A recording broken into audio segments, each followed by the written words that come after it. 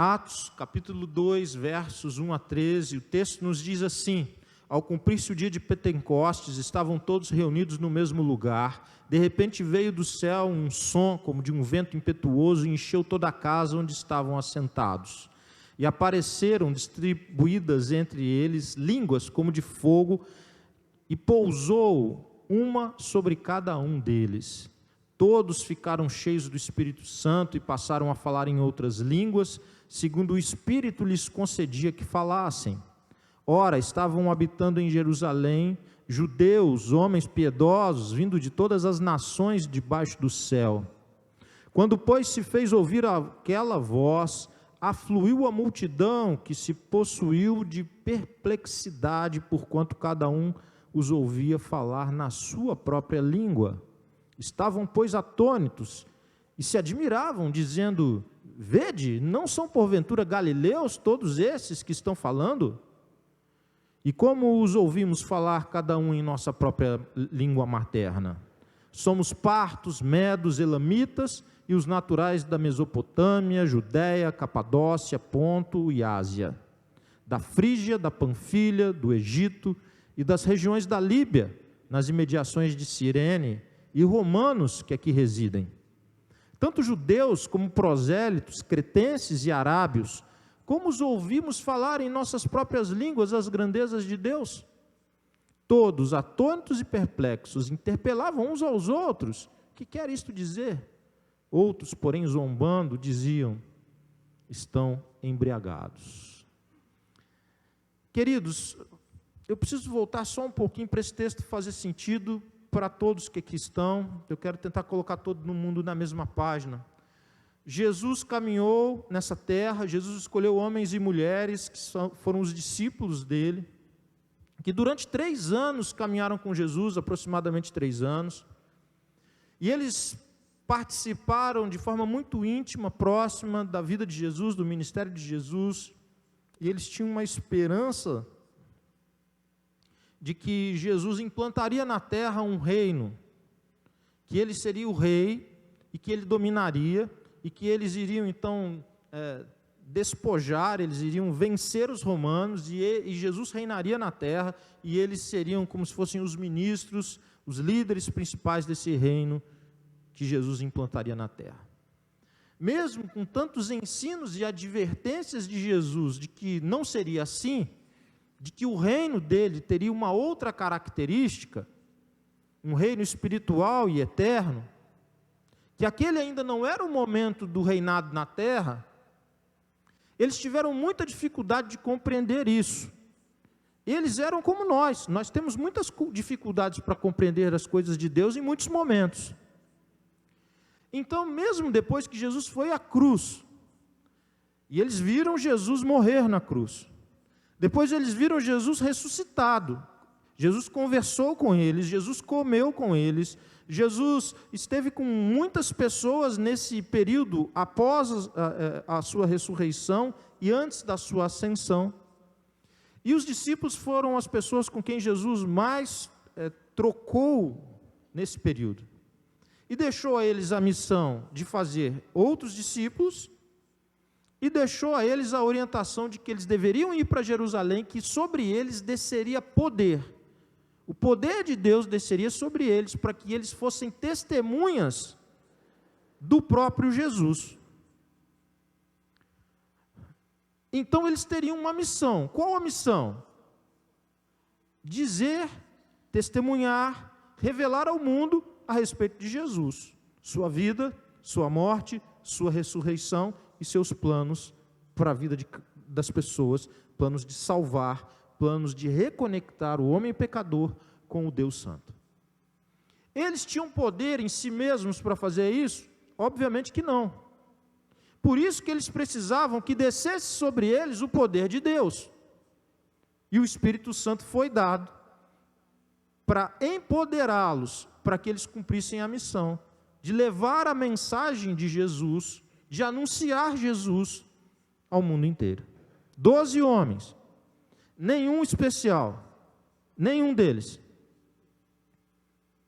Eles substituem Judas Iscariotes por Matias, Depois o próprio Jesus vai e chama Paulo, e a partir desses homens, e de alguns outros, nesse caso aqui, 120, mais Maria, mãe de Jesus, e os irmãos de Jesus, como o texto que vimos na semana passada nos diz, esse grupo está reunido numa casa, perto do templo de Jerusalém. Jerusalém estava assim de gente, 4, 5 vezes mais o número de pessoas que normalmente ela possuía.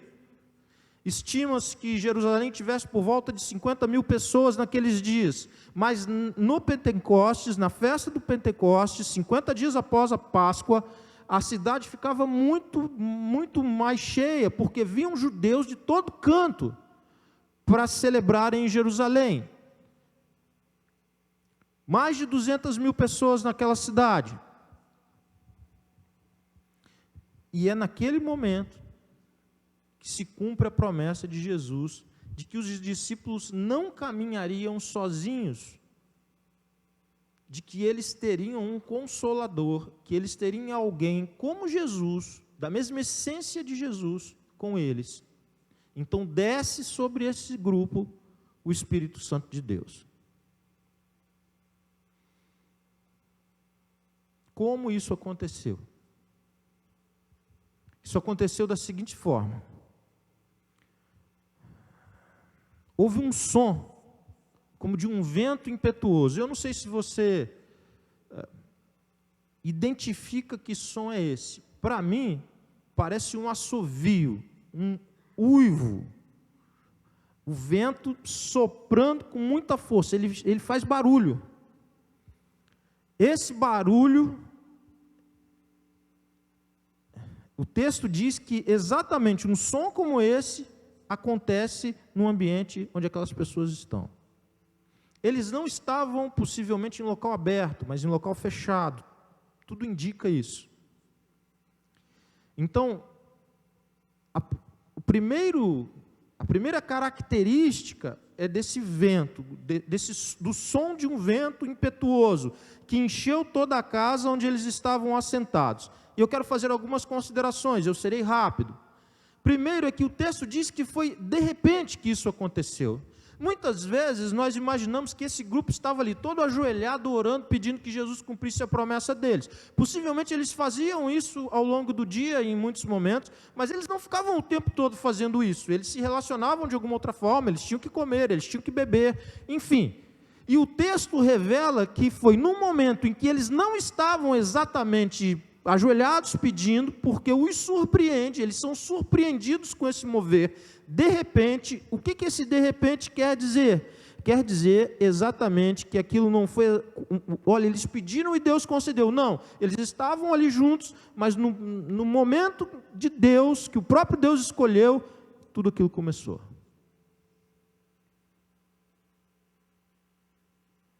Os discípulos são pegos meio de surpresa. Ah, mas eles esperavam isso, sim, mas eles não sabiam como seria.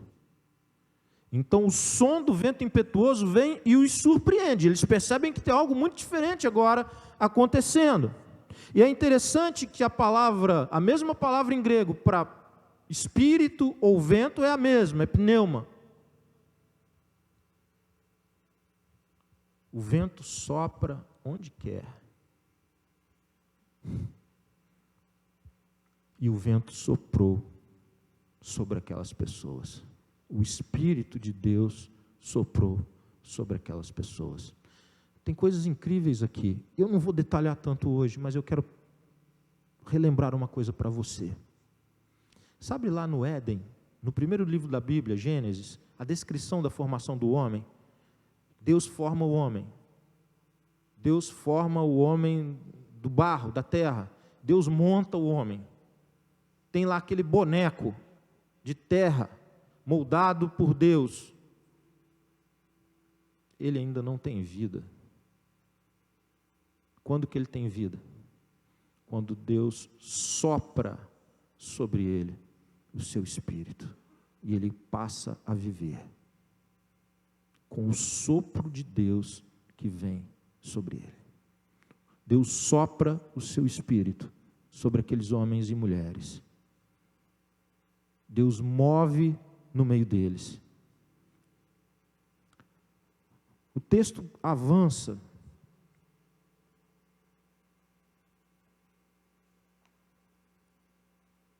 E além do vento, houve um outro fenômeno. Qual outro fenômeno?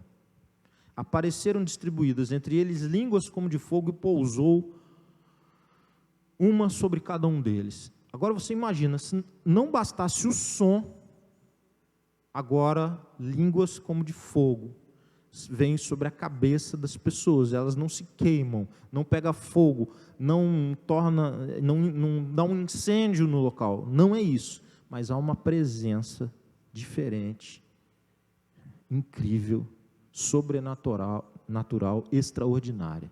Línguas de fogo sobre a cabeça de homens e mulheres naquele ambiente. Eu quero falar um pouquinho agora sobre o significado disso. O primeiro, mais óbvio, é exatamente esse soprar de Deus, a vida que vem de Deus, o mover de Deus, o vento, no sentido de que o vento sopra onde quer, no sentido de que o Espírito trabalha soberanamente, Deus soberanamente vem e visita aquelas pessoas e sopra sobre eles o próprio Espírito, sopra sobre eles a vida do próprio Deus. Fogo na Bíblia, algumas coisas nós podemos falar com convicção. Primeiro, purificação. Purificação, quando nós pensamos o tabernáculo, as pessoas traziam os animais e o fogo estava sempre aceso e aquela carne era queimada. E o que nós falamos a respeito disso?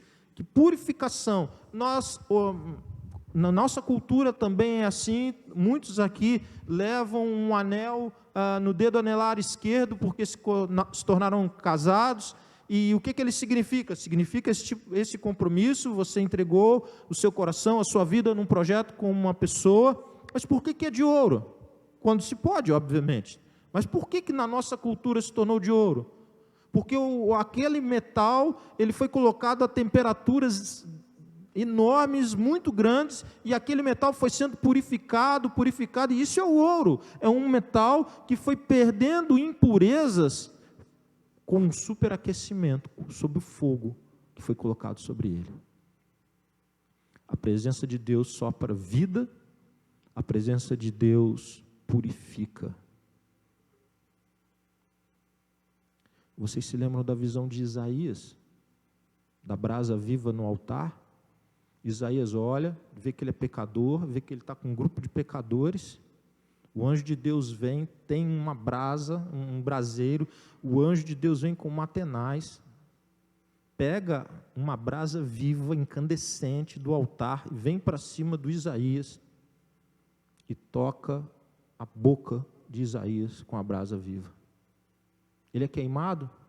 Não. Ele grita de dor, em desespero, porque sua boca foi queimada? Não. Ele é, naquele mesmo momento, purificado dos seus pecados. Purificação. O Deus Santo vem e purifica aquelas pessoas. O texto avança, eu quero avançar do 4 ao 8, pelo menos. Outra manifestação. Todos ficaram cheios do Espírito Santo. Todos. Homens, mulheres, novos, velhos. Um grupo que estava mais antigo, grupo que conheceu Jesus, grupo que se entregou a Jesus quando viu crucificado, grupo que se entregou a Jesus quando viu a sua ressurreição. O texto diz que o Espírito vem sobre todos e todos são cheios do Espírito.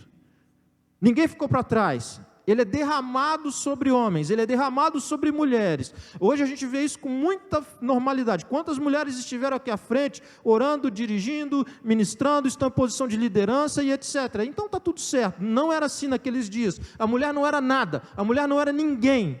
Ela existia para dar um filho homem ao marido. E ai dela se não desse. E agora o Espírito vem e toca a vida de todas aquelas mulheres. O Espírito vem e enche aquelas mulheres da mesma forma como encheu homens. E Deus mais uma vez revela o seu amor incrível contra a cultura.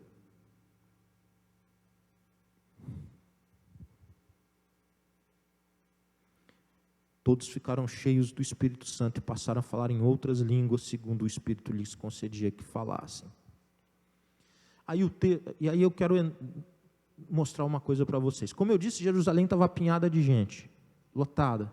O judeu, ele era chamado, ele era convocado a ir a Jerusalém, pelo menos uma vez na sua vida, mas eles iam muitas vezes. A cultura era sair de onde se estava e ir para Jerusalém. Em Jerusalém estava o templo, e a ideia era de que Deus habitava o templo.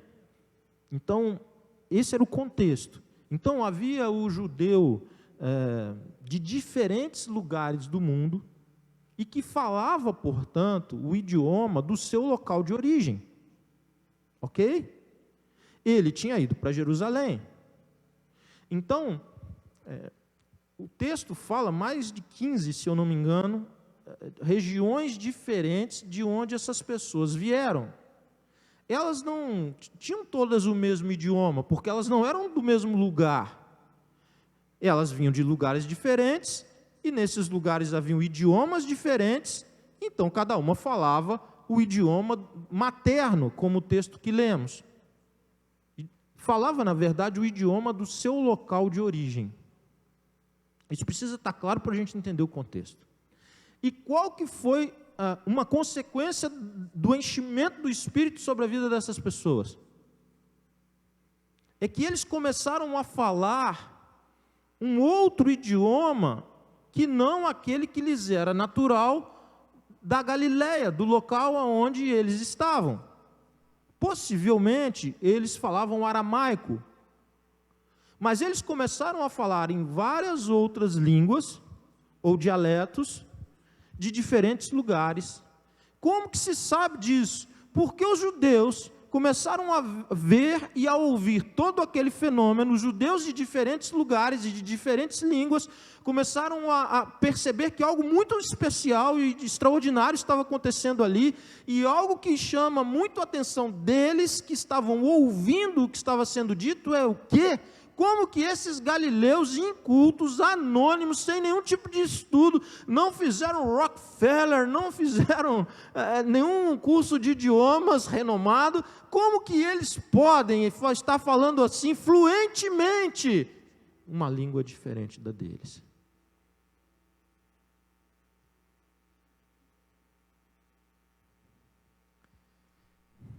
Então, o texto vai repetir que afluiu uma multidão, vai falar de perplexidade, vai falar que eles estavam admirados, vai falar que eles estavam atônitos, vai falar que eles estavam, uau, o que está acontecendo aqui?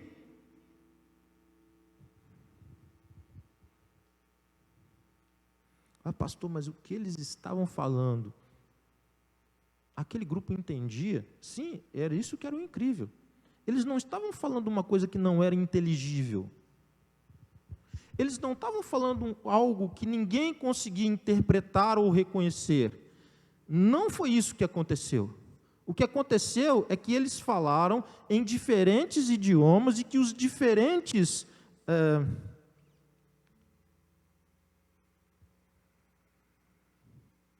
as diferentes pessoas que falavam diferentes idiomas reconheceram os seus idiomas na boca de pessoas que não eram capazes de fazer isso, a não ser por um poder extraordinário derramado sobre a vida deles.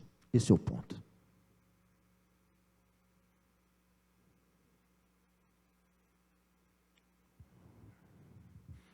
Alguém pode dizer, pastor, mas tem muitas igrejas hoje, igrejas do viés pentecostal, que não é questão idiomática. Eu não sei explicar para você o que é, e nem quero me dedicar a isso hoje. Eu estou dizendo que esse texto não trata disso. Esse é meu ponto. O meu ponto é que esse texto nada tem a ver com qualquer tipo de manifestação contemporânea em qualquer grupo nesses dias. É outra coisa. O máximo que eu consigo dizer é que talvez Deus tenha operado também no ouvido daquelas pessoas que ouviram. Mas nem isso me parece, porque o texto diz que o Espírito foi derramado sobre aquele grupo que estava reunido, sobre eles. E o extraordinário de Deus vem como um carimbo e como uma chancela e como uma assinatura do próprio Deus dizendo, sou eu cumprindo a promessa. Quero mostrar uma outra coisa para vocês. Eu vou voltar só um pouquinho, para não perder um viés que é importante aqui. Fogo também. Eu quero ler um texto, você não precisa localizá-lo, eu vou ler para você. Ezequiel capítulo 36. Ouça o texto. Deus falando com o povo. Qual povo? O povo de Israel. Olha o que Deus diz através da boca do profeta. Darei a vocês um coração novo, e porei dentro de vocês espírito novo. Tirarei de vocês o coração de pedra, e darei um coração de carne. Porei dentro de vós o meu espírito. Eu porei dentro de vocês o meu espírito. E farei que andeis nos meus estatutos, e guardeis os meus juízos, e os observeis.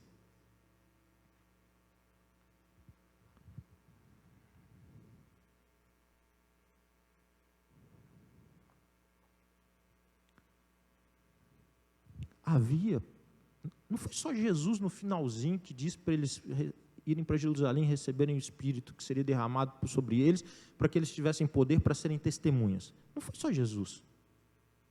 Você fala, mas só se fosse só Jesus já era o suficiente. Era. Mas o que eu estou tentando mostrar para vocês é que eu peguei eu poderia pegar vários outros profetas, em que Deus falou através do profeta que um dia ele faria isso. Por que isso é importante? Porque às vezes esse pessoal esperava isso, irmãos. Como demorava a acontecer, às vezes eles esqueciam, às vezes eles largavam isso e tal, mas havia um ensino claro de que Deus derramaria sobre aquele povo do seu Espírito. E um judeu mais atento e que buscava a Deus, eu imagino que ele muitas vezes ficava assim, Deus, mas quando que esse dia vai chegar? Mas quando que isso vai acontecer? Sabe essa coisa que a gente tem às vezes com a volta de Jesus? Mas quando Jesus, que o Senhor vem buscar o seu povo? Mas quando Jesus, que o Senhor vai colocar um ponto final nesse sofrimento terrível? Mas quando Jesus, quando? Maranata, vem Jesus, vem Jesus, vem Jesus.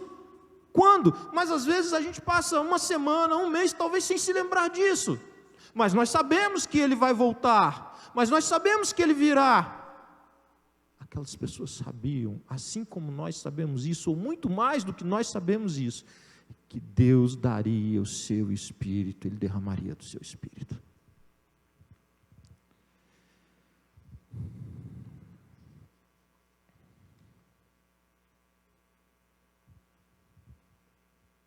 Quero ler um outro texto, esse é um pouquinho maior, mas eu preciso ler.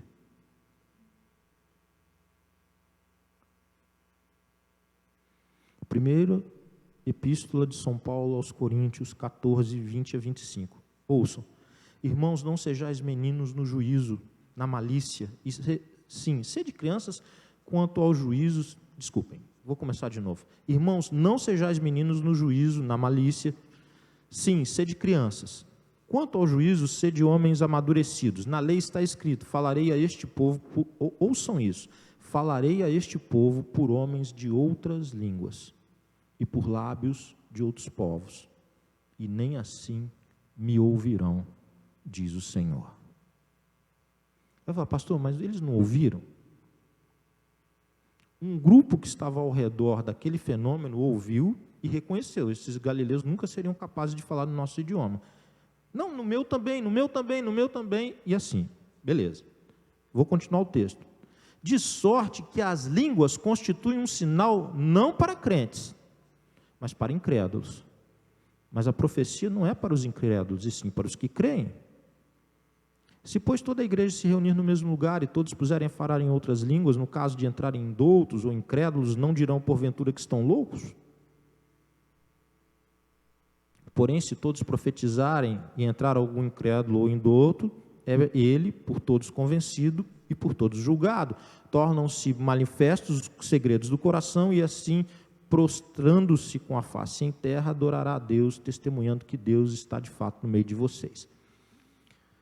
O Paulo está falando aqui, e eu vou tentar tirar os entretanto e finalmente o seguinte: se todo mundo aqui falar em idiomas diferentes, o máximo que vai acontecer aqui é uma grande confusão, e uma pessoa que não esteja habituado a esse contexto vai achar, essa pessoa é maluca, cada um chega aqui e fala um está falando uma coisa, outro está falando outra, ninguém se entende aqui. Mas se vocês todos falarem num único idioma, Qualquer um que chegue será capaz de entender que você está falando das grandezas de Deus. Então ele poderá se prostrar com o rosto em terra e adorar ao Senhor. Por quê? Porque a mensagem é clara para ele. Em outras palavras, não dá mais para ficar fazendo culto em alemão. Por que não dá mais para fazer culto em alemão? Porque quantos aqui dominam o alemão? Eu conheço o Hilário, talvez existam mais alguns. Serão poucos. As pessoas virão para um culto em alemão e elas não conseguirão entender. A palavra de Deus, ela precisa chegar de forma clara, inteligível para a vida das pessoas. Esse é o ponto, irmãos. Por que diferentes ouviram a mesma mensagem? Porque Deus estava sinalizando algo. A minha mensagem, a mensagem sobre Jesus, vai chegar para todas as nações, todas as tribos, povos e raças virão adorar o Messias de Deus. A língua, o idioma, a barreira que foi colocada lá em Babel, ela não vai represar, prender a boa notícia de que Jesus vive, reina e tem salvação. Outra coisa,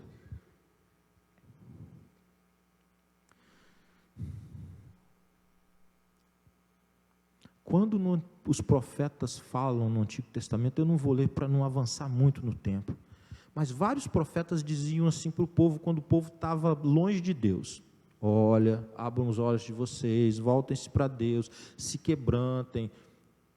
Por quê? Porque Deus vai levantar um povo que fala uma outra língua, e esse povo vai vir, vai dominar vocês, como um sinal do juízo dele sobre a vida de vocês. Foi assim com a Assíria, foi assim com a Babilônia. Eles falavam outro idioma, e eles vieram e dominaram, e aí eles fizeram barbaridades, e isso foi um juízo de Deus para com Israel, para que Israel se quebrantasse e voltasse para a presença de Deus. Vocês sabem isso. Olha a língua estranha, olha o outro idioma. Língua estranha também é um alerta para o juízo de Deus. Isso é pouco ensinado, mas é bem claro, tanto que eu contei o contexto para vocês, é verdade, eles não falavam a mesma língua, e os profetas avisavam, e eles vieram e dominaram o povo de Deus. Sabe o que aconteceu?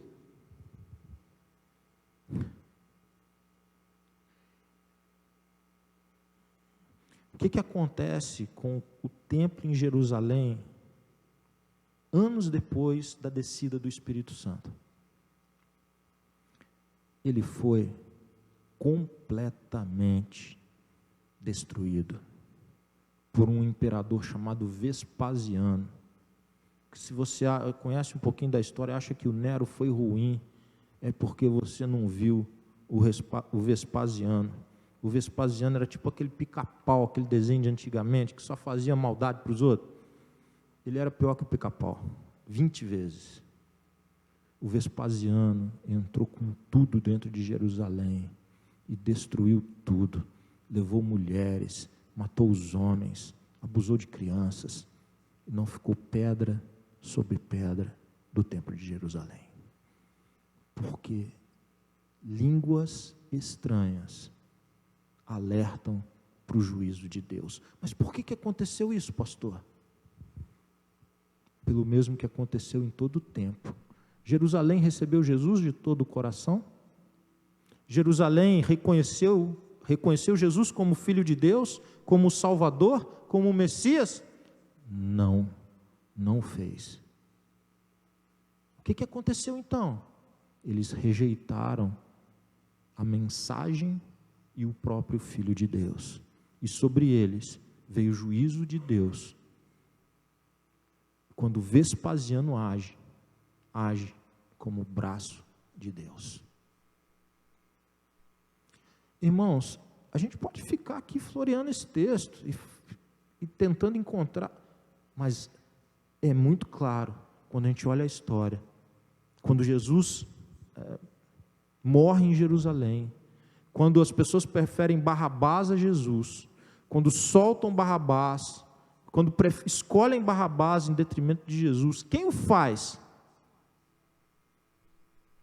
Com a conivência das autoridades romanas, é o povo que faz. E eu quero terminar a minha fala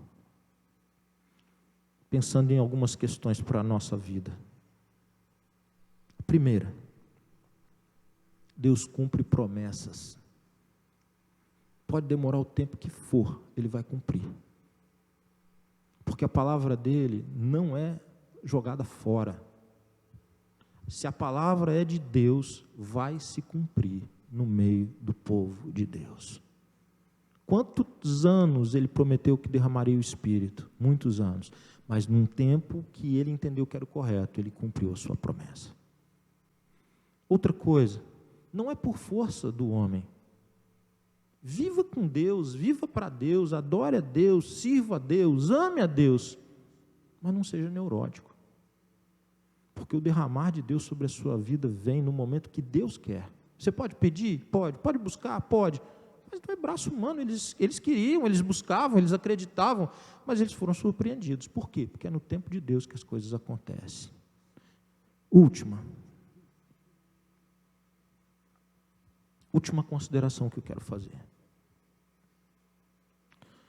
Aqueles homens que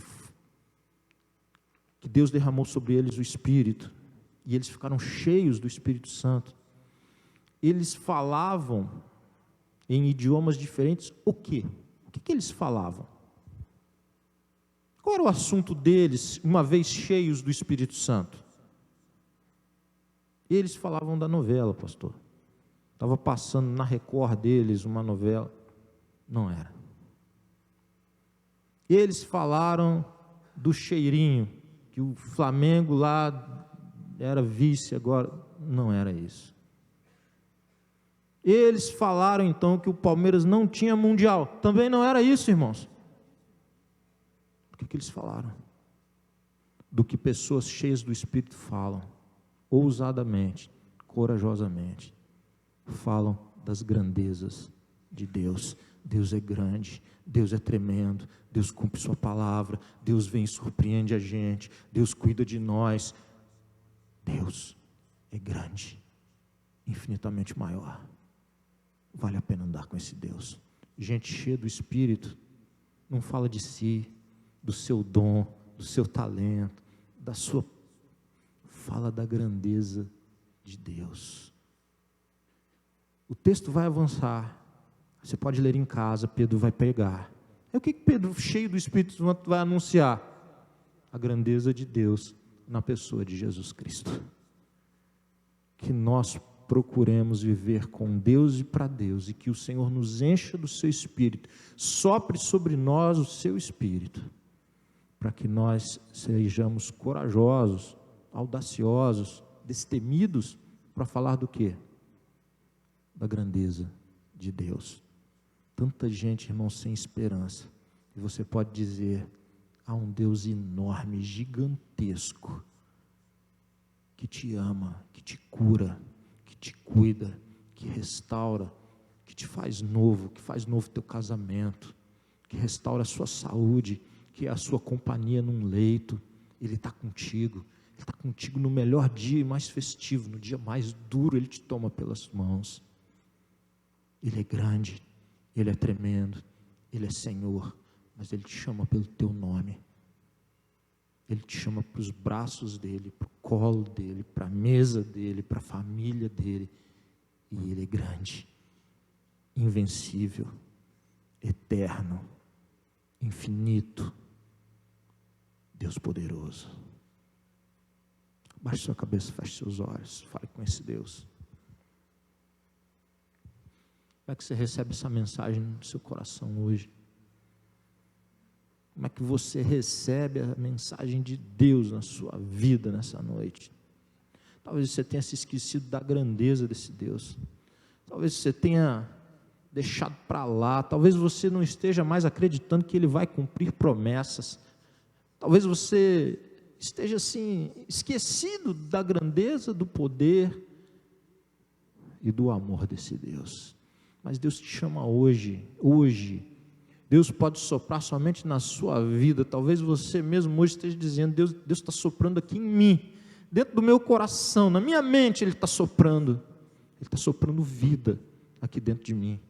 Eu percebo que Ele vem e me purifica nessa hora. Eu percebo que Ele sopra da vida dEle na minha vida. Curve-se diante desse Deus. Adore esse Deus. Viva na presença desse Deus. Esse Deus cuida de você. Ele é o Senhor. Ele é o Eterno. Senhor Deus, muito obrigado, Pai, pela Tua palavra. Muito obrigado pelo agir do Teu Espírito em nossa vida, em nosso meio. Muito obrigado por todos os cuidados do Senhor. E nós te pedimos, Deus, do mesmo jeito que o Senhor soprou, Deus, o Espírito do Senhor e encheu a vida daquelas pessoas, Deus, da Tua presença, da presença do Teu Espírito. Nós rogamos isso para as nossas vidas, Deus.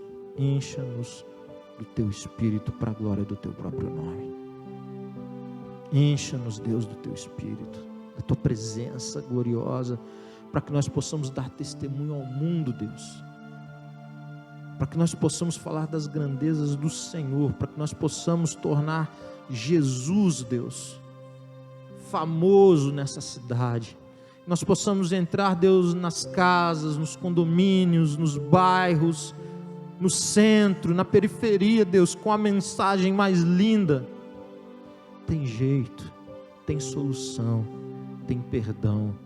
Ele faz novo, Ele sopra o Espírito dEle e Ele faz novo, vida nova com Jesus. Obrigado, Deus, pela Tua palavra. Nós te louvamos, nós te amamos e nós te bendizemos em nome de Jesus. Amém. E glórias a Deus.